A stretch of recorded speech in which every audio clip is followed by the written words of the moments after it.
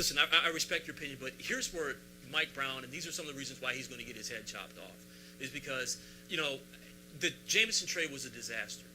You go through the season, 70 games, you're starting J.J. Hickson, who, if it's not next year or the year after, is going to be a power forward at the all-star level, okay, gave you tremendous minutes, okay, gave you athleticism, gave you incredible chemistry with LeBron. All of a sudden, he's on the pine, okay? You're going to play Jawad Williams. He might only get 7-8 minutes. All of a sudden, he's on the pine. Why aren't you playing Leon Poe?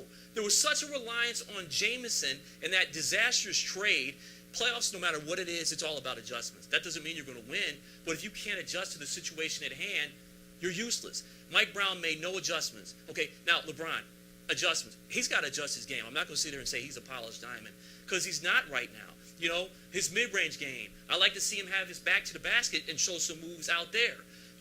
I like to see more. Listen, his effort, deservedly so, needs to be questioned. That was a little left to be desired on that part. But again, if you had to build a team around one guy, and who's the best? I'm looking at this list. Paul Gasol, he's a Hall of Famer. Ain't no ifs, ands, or maybes about it.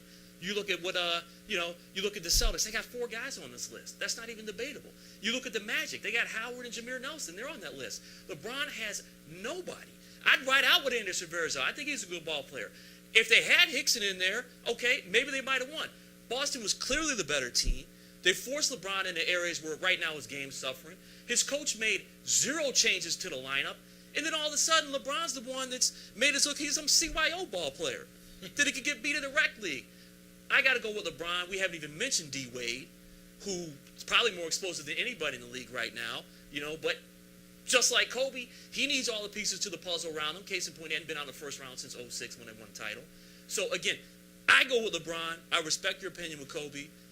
Any last thoughts? Hey, I stick with my original statement. It's a point guard-driven league. The best teams will have that great ball distributor. And as great as you want to make Kobe or LeBron or Dwight Howard, they're little or nothing without somebody to get the ball to them. So when you look at the success that LeBron James is, unless he's bringing up the ball himself, passing it himself, and shooting it himself, he's dependent on somebody else to do it. And that's a lot the reason why the Cavaliers aren't in the finals right now, because he had to be dependent on people who didn't show. I mean, when it became clear that Rajon Rondo was going to be the spotlight player that whole series, and they took Mo Williams out, because we were talking about Mo Williams leading up to the playoffs like he was the man. He has arrived. Cleveland is here. And once Rondo took him out, you had to wonder if there was even a Cleveland left anymore.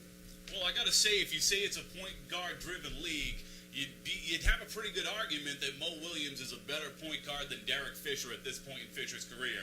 And to me, that gives the argument to Kobe Bryant. But you know what? You want to talk about Dwayne Wade before we get out of here. I do want to say Dwayne Wade, yeah, he had some supporting cast when he won the NBA Finals, but it wasn't a hell of a supporting cast. I wouldn't argue that it's better than LeBron's supporting cast today. The Diesel was still the Diesel. The Diesel was not the Diesel. It was 20 points and 9 rebounds? At best. That's Pat Donovan.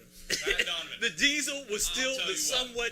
He was more than the junior Diesel. Look up those playoff games, and Shaq was not Shaq in the playoffs in 2006 when they won that NBA title. D-Wade was on another world. I mean, you're right about that. Dwayne Wade he was on some other stuff that didn't belong in the finals and won that championship for that team. And he also took a Marquette team that had never sniffed a Final Four all the way to the Final Four strictly on his back. So I think Dwayne Wade's a hell of a basketball player. LeBron's a hell of a basketball player. Whether I respect his game and his attitude off the court is another situation. But I'll tell you what, there's a bunch of teams right now that hope to holy hell that they can get LeBron James over to their team this coming summer. So LeBron James, certainly the best in basketball after the Mamba, and a lot of teams want him in their city next summer. Let's talk about that a little bit, though.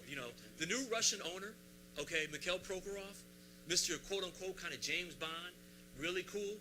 I like him. Me personally, I think LeBron's going to stay in Cleveland. My advice would be to stay in Cleveland, sign like a 4 or 5 year deal with the ability to opt out after 3, okay? Give Cleveland one more chance. And if it doesn't work out, then go to maybe the Nets, okay? Then they'll be in Brooklyn then. Again, I like LeBron in Cleveland. And I go back to one other thing. Again, I don't know how I would react if I found out a teammate of mine had sex with my mama. I don't know how I would react. Don't you think it might affect your play? Planes, trains, and automobiles. I mean, it might affect. Bang my mama. You guys have to know.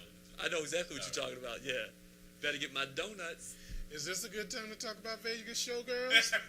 Planes, trains, and automobiles. However you want to get there. Go to Vegas Showgirls.